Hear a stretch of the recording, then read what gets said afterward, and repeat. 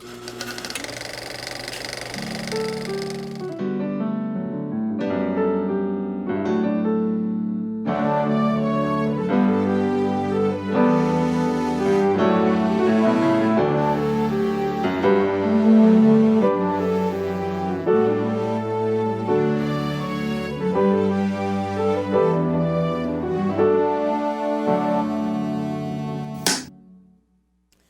my God, geniuses, gentlemen. Hi, Debbie. Hi, how are you? Good, thank you. I have to tell you immediately, I am in love with this film. I am in love with these characters. It's oddly charming. It's absolutely adorable. And I want to go to Hawaii with Charles. Let's go. The hula skirt did it for me. What can I say? Guys, this is so creative, so inventive with what you've come up with here with these characters. But more than that, it's the heart that you bring to them. Both Brian and Charles there is so much heart and authenticity, with emotional authenticity within each of them. And what you do to bring them to life, it's almost magical. I can't say enough about it. David, you started the character of Brian years ago as a stand-up comedian. Yeah. And then at some point, Chris got involved and you came up with Brian and Charles. What was the impetus, though, to make your short film first and then tackle a feature with these characters? Well, we've been doing live comedy gigs for a few years, and we got to a point where we just wanted to film them and get them online so that other people could see it. And so we made the short film purely for ourselves and just for fun, really. We never expected anything to really come out of it more than that. So we were surprised when the short film did so well. That it quite quickly led to us getting a meeting with Film 4, and that led to the feature script commission. Wow. Obviously, they fell in love with these characters.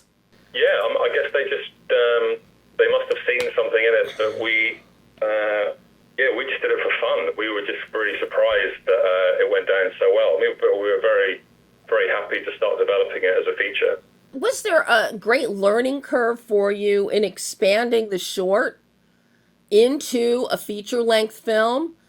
Because I'm sure you had to be wondering, okay, can we pull this, how long can we keep this gig going? How do we make it funny? How do we find some emotionality in here? Was that a challenge for you? I remember sitting down at the start just thinking, how the hell do you get from minute 1 to minute 90 without people walking out? And it felt like such an undertaking, and I still can't believe we sort of done it, to be honest. So there was just a lot of talking, a lot of throwing ideas around, and just really wanting people to care throughout the movie, care about the characters. So yeah, it was a hell of a challenge for us. Yeah, it took a long time. It constantly felt like trying to solve a puzzle, especially just creating a story that would be engaging and that wasn't too weird, and that was also had to be quirky, but we had to keep grounding it at the same time because we were worried that people would think it was too bizarre. Yes, it was a long process, and there were many times where we'd be pulling our hair out, thinking, how is this going to work, and what are people going to think of this? But there was also a fun element where we wanted to sort of push it as much as we could because we thought this might be the only chance we get to make a film with this crazy robot, so let's see what we can get away with. Mm-hmm.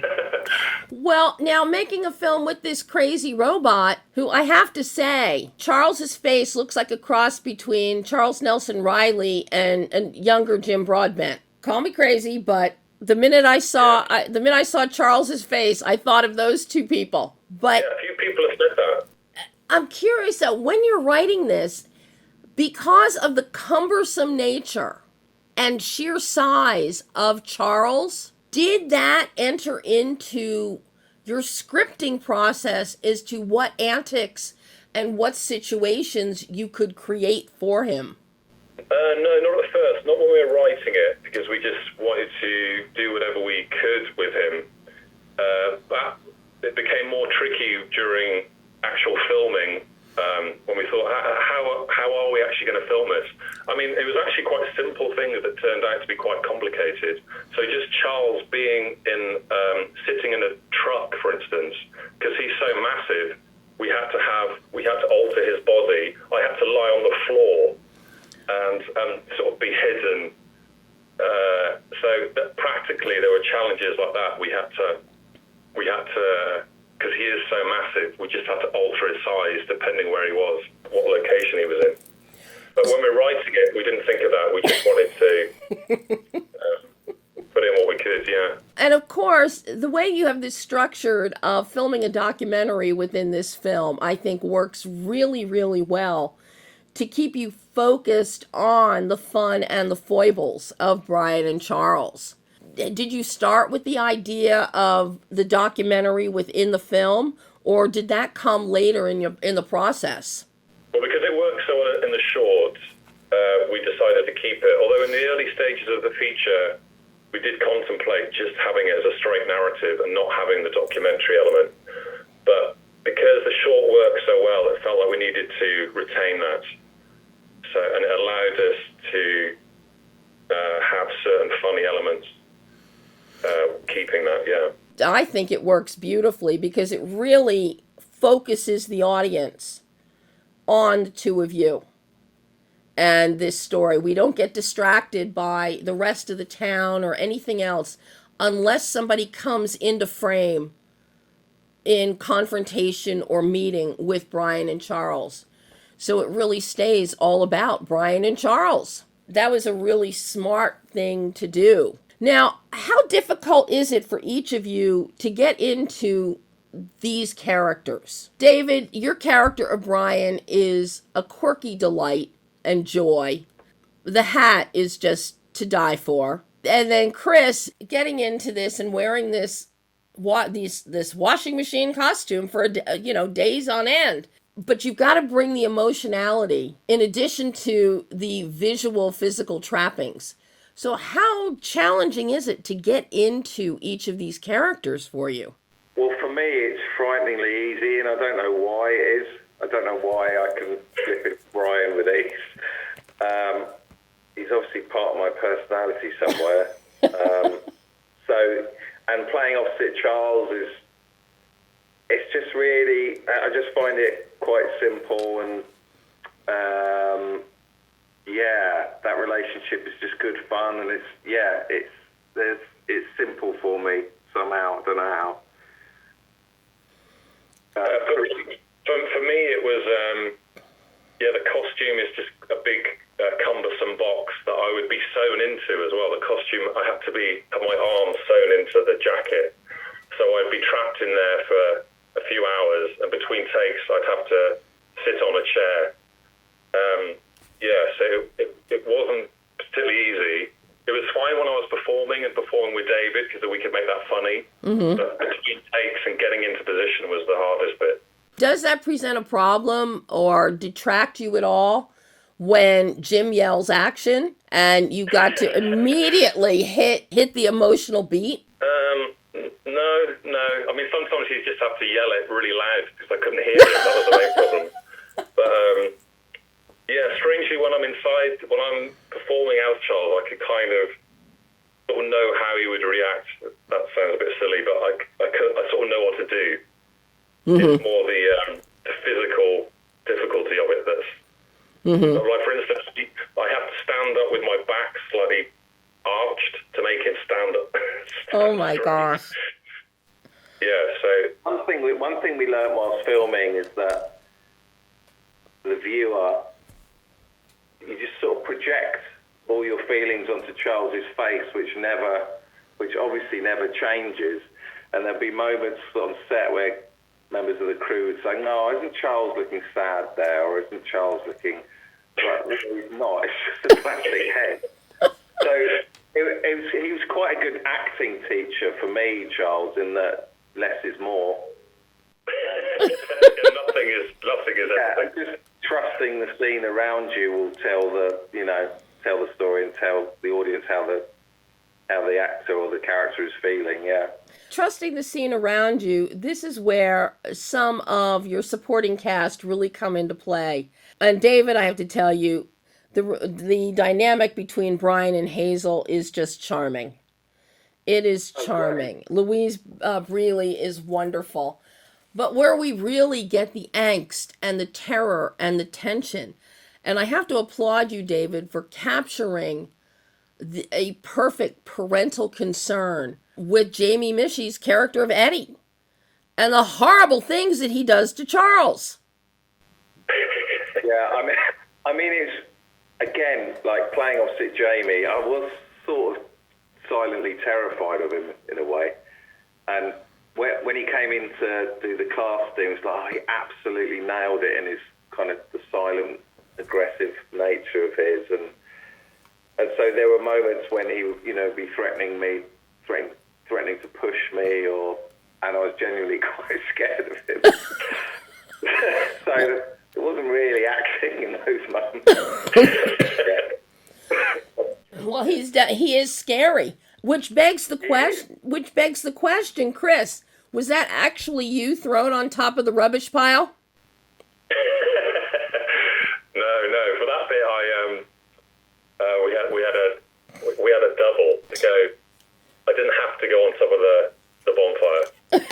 We had a stunt, Charles. I would have done it. I was prepared to suffer for my arse. Chris, poor Charles gets a lot of abuse, not just from Jamie's character of Eddie, but also from Eddie's horrid daughters. Yeah. You really got the brunt, and I do think it's very key when you tell me that crew were saying, Charles looks sad, Charles is this, because you really get that impression just by how you slow your movement or hang or bend over, and I can't imagine how you were even bending yourself and shuffling in that costume.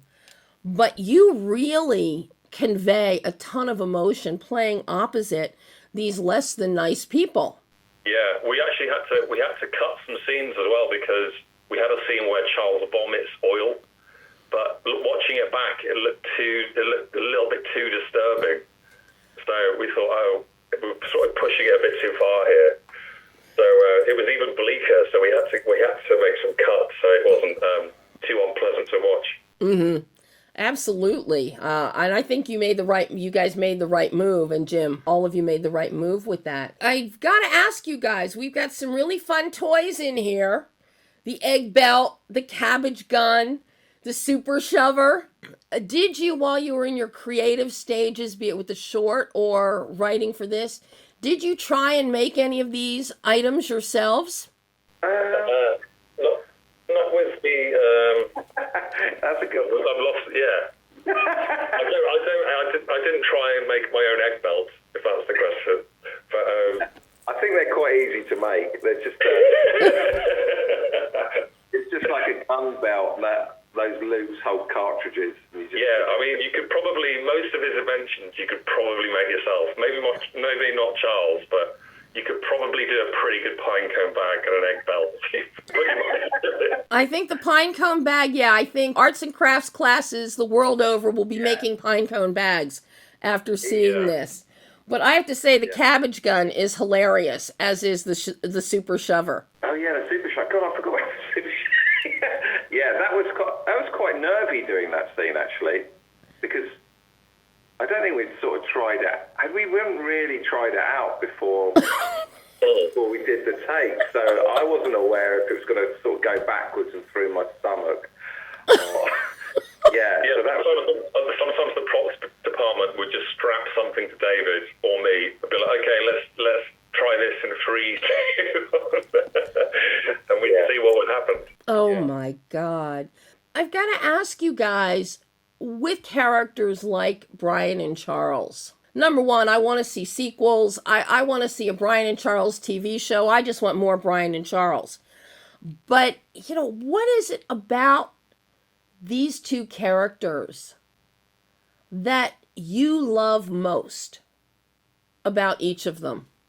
I think when we used to do it live, just the response we'd have, we used to just dance around on stage sometimes. There'd be a song suddenly playing, and I'd start dancing to Charles, and Brian would dance along, and it looked so stupid. But it was just such good fun, and everyone just got behind it. So it's those just real fun elements that you just think, oh, they're just these two friends having a stupid time together. That I suppose is quite heartwarming and just, quite fun to do. And what about for the other half? What do you love? I think I like Brian's sort of naivety and his positivity and always looking on the bright side and his creativity and, he's just a trier, isn't he? He just, he keeps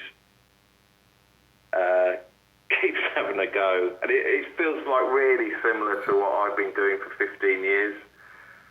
There's so many things failing. And then, so I like that side of the character. And the fact they're two idiots, really, put them together. They're two silly people. Both of them, Brian and Charles, inside they're little kids that just have never grown up. And they still see the joy in the world. Yeah. And I really like his obsessive nature, Brian's. I kind of really admire that in people who find their little thing in life. So yeah, I like that. So now what's next for each of you? Now that Brian and Charles is going out into the world so that every kid out there can figure out how to make their own cabbage shooter. What's next for each of you? Well, we've got some ideas now that we're working on, and it's that really. It's just the first step of a new project and just hoping it goes somewhere, really. But yeah, we're just waiting to see what the reaction is like when it gets released. So I think it comes out in the States first, and then it comes out in the UK in July. So we're just waiting for that to go ahead and see what happens. Well, I want more Brian and Charles. I want to see Charles taking Brian and Hazel to Hawaii on a honeymoon, and Charles teaching Brian how to hula. Oh, there you go. There's a sequel sorted. Brian learning how to hula would be... Charles is quite adept at it with his paper hula skirt. Charles is adept. I want to see Charles teach Brian how to hula in Hawaii. Yeah. That'd be a lovely gig out in Hawaii. See? You've got it built in here, which is why people... That's a great idea. People have to watch the credits for this film because of the end titles and the little Polaroid pictures that we get to see. So there's a whole big world out there that Brian and Charles could go exploring, or Brian and Charles and Hazel can go exploring. Yeah. We'd love to have another crack at it.